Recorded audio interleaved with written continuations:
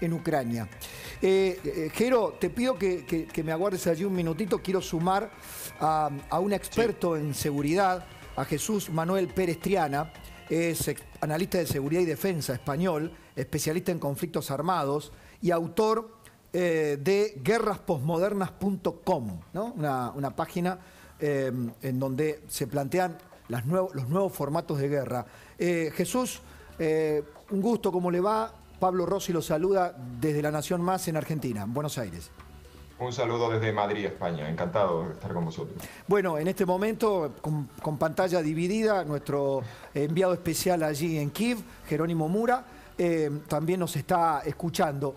Jesús, a ver, para instruirnos en materia de especialidad bélica, ¿en qué fase de la guerra estamos? Si yo le pregunto a usted en el día 27, Rusia, ¿qué ha desplegado hasta ahora? ¿Cuál sería su táctica?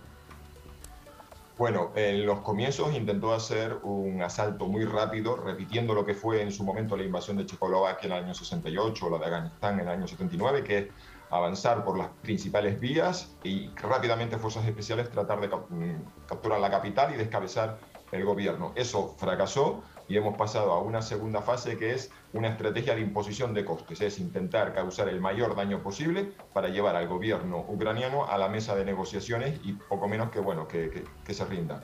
Y mientras está se toma y tira y afloja de negociaciones, porque vemos que los rusos no han sido capaces de conquistar las dos principales ciudades del país, vemos que están tratando de consolidar conquistas territoriales en la franja sur del país que conecte Crimea con la propia Rusia. Lo que pasa es que ese esfuerzo está enquistado porque no han conseguido entrar en Mariupol. ¿Qué ha pasado con el poderío militar ruso? ¿Ha habido errores detectables, digamos, que verdaderamente se puedan afirmar fueron errores estratégicos?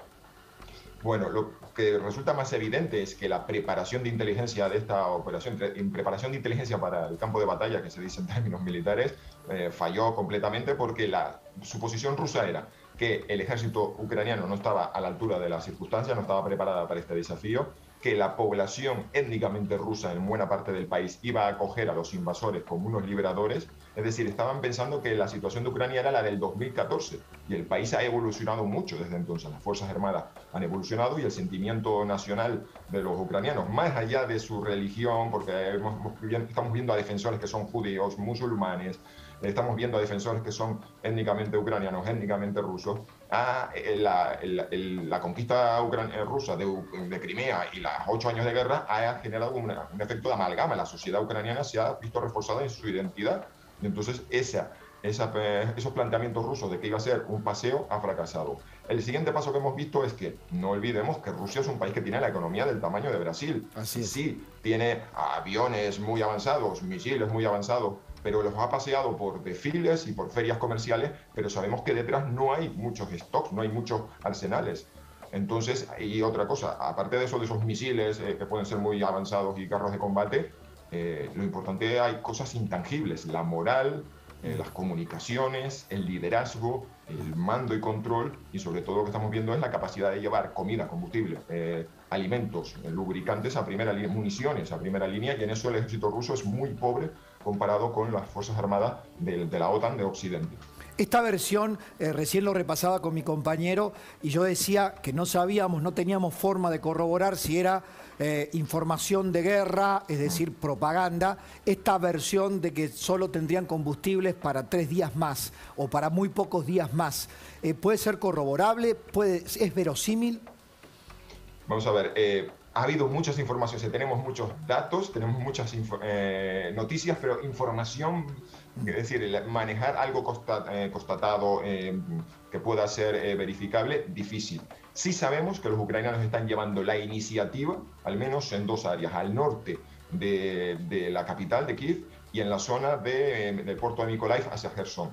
Y en esa ofensiva, esa contraofensiva, perdón, ucraniana en el norte, ellos avisan de que han conseguido cortar las vías de suministro a por lo menos 3 bolsas de fuerzas rusas en las localidades de Gostomel, Irpin y Bucha.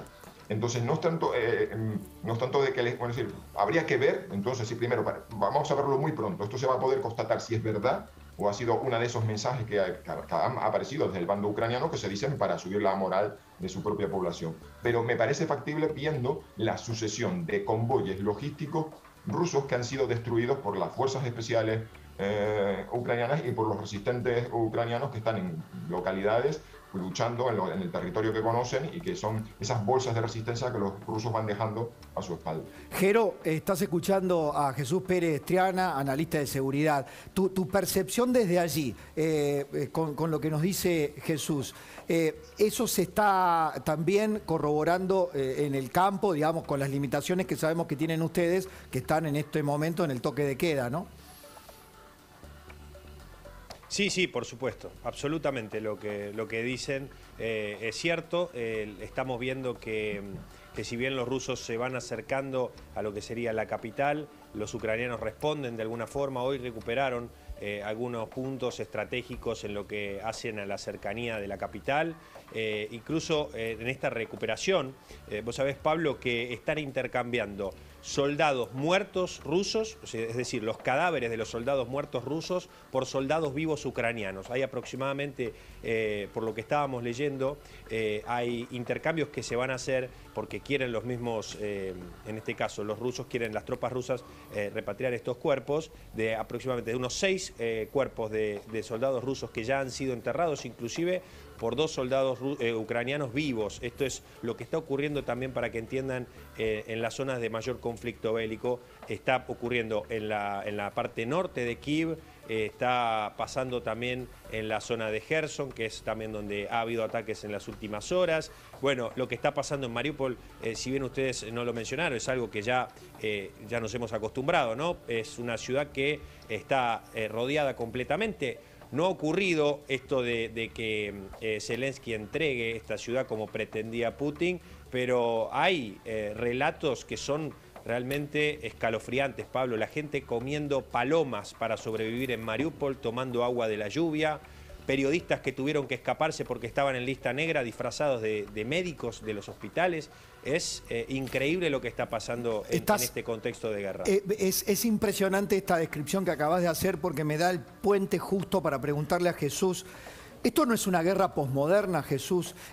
Putin nos ha devuelto al siglo XX o al siglo XIX en algún punto, ¿no? Exacto, si cambiásemos la tecnología que estamos viendo en esta guerra y cambiásemos pues los misiles avanzados y los carros de combate pues por soldados a caballo con sables y espadas y, bueno, en fin, y mosquetes de avancarga, pues estaríamos en una guerra de conquista de las que vimos ahí entre el Imperio Ruso y el Austrohúngaro y demás en el siglo XIX. Es decir, la lógica que hay detrás de un imperio que se siente amenazado y que quiere conquistar territorios y crear estados tapón es absolutamente. Sí hay una capa por así decirlo, el papel que están teniendo los medios de comunicación, las redes sociales, claro, eso sí nos lleva directamente al siglo XXI. Exacto. Y la política comunicativa del gobierno ucraniano, que es muy buena. Al fin y al cabo estamos con un presidente que ha sido actor cómico, ha manejado muy bien los medios de comunicación. Y luego un detalle o una cosa insignificante aparentemente, pero es que los ucranianos están luchando en su propio país con su celular, con su tarjeta SIM, con su cámara, y están inundando las redes sociales de fotos y vídeos allí donde ellos pues tienen una victoria, conquistan material. Y eso nos puede llevar a un error, y es pensar que esa sobreabundancia de información que nos viene del lado ucraniano nos puede hacer pensar que la guerra es favorable en todos los frentes y en todos los sitios a Ucrania. Y eso hay que tener mucho cuidado con ese tipo, porque aquí en Europa hay un sentimiento enorme de simpatía por la causa ucraniana y podemos estar a lo mejor no prestando atención, mientras yo hablaba de la ofensiva en el norte de la capital, pero hay 2 sitios en los que evidentemente Mariupol, pues yo creo que no hay forma de que los ucranianos levanten ese cerco y será cuestión de días o semanas que caiga en manos rusas, y a partir de ahí vamos a ver hacia dónde empujan los rusos. Y luego lo que son las repúblicas separatistas de Donetsk y Lugansk, que ahí han ido avanzando posiciones. Entonces, no todos los frentes de batalla son favorables a los ucranianos. Pero bueno, eso, la ventaja que tenemos es que lo podemos geolocalizar. Es decir, cuando yo decía que hay que estar atentos, la forma que vamos a ver es que cuando los ucranianos digan hemos liberado Yo hoy, por ejemplo, enseñaba en una localidad que se llama Makariv y estaba por ahí paseándose el alcalde y la policía, pues eso es fácilmente corroborable viendo pues, fotos de esa localidad y comprobar que efectivamente pues, el centro comercial y que es esa localidad. O sea que lo vamos a poder comprobar, las afirmaciones de los ucranianos lo vamos a poder comprobar si efectivamente pasa algo. Hemos visto esto de la guerra por TikTok, de la que habla Thomas Friedman, por ejemplo, de las redes sociales, este fenómeno nuevo sí nos mete en la posmodernidad plena, ¿no? Ahora, hay algo también de heroísmo patriótico de otro tiempo, de otro siglo, y es esta resistencia y este amor por lo nacional, por la patria, por la pertenencia de los ucranianos. Esas imágenes que veíamos de ciudadanos, creo que fue en Gerson, haciendo retroceder a blindados que estaban marcados con la Z, que habla también, incluso yo creo que usted mencionó, falta de liderazgo. Hay ¿no? En las tropas rusas me parece que hay algún punto de zozobra o en todo caso de no tener muy claro qué están haciendo en las ciudades ucranianas, ¿no? Sí, efectivamente. Hay un detalle que, bueno, estas cosas uno se las puede creer o no. Dice él, en fuentes de la inteligencia estadounidense, que han sido incapaces de identificar al general jefe de esta operación militar. Es decir, no son capaces ellos de saber quién es el que está al mando. Y los propios rusos dicen que es que posiblemente no haya nadie, sino que cada general de cada uno de los frentes, al norte, al sur y al este del país, están llevando la guerra por su cuenta.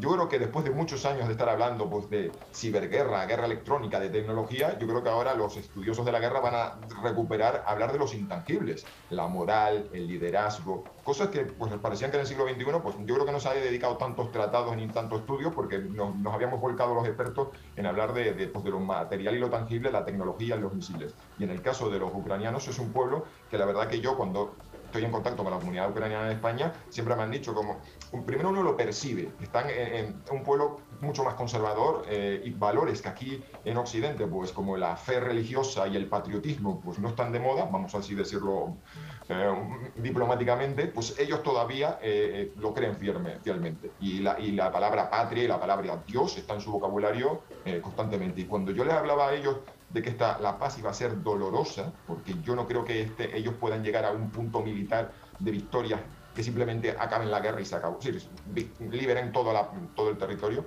y que van a tener que llegar a un acuerdo. Sí, lo máximo a lo que yo creo que pueden aspirar es a poder sentarse en la mesa con Vladimir Putin en una condición ventajosa, y ellos me decían, es que tú no conoces a los ucranianos, nosotros no le vamos a permitir a Volodymyr Zelensky ceder mucho más allá de determinadas líneas rojas, y te lo dicen así. Entonces efectivamente el pueblo ucraniano es algo admirable, es algo que ya lo considero absolutamente. Jesús, te agradezco enormemente tu análisis, nos ha permitido tener una dimensión de la guerra diferente, ¿no? Como si esto fuera un poliedro y estamos tratando de encontrarle diferentes caras, ¿eh? Te vamos a sumar cuando puedas con tu valioso tiempo. Muchísimas gracias.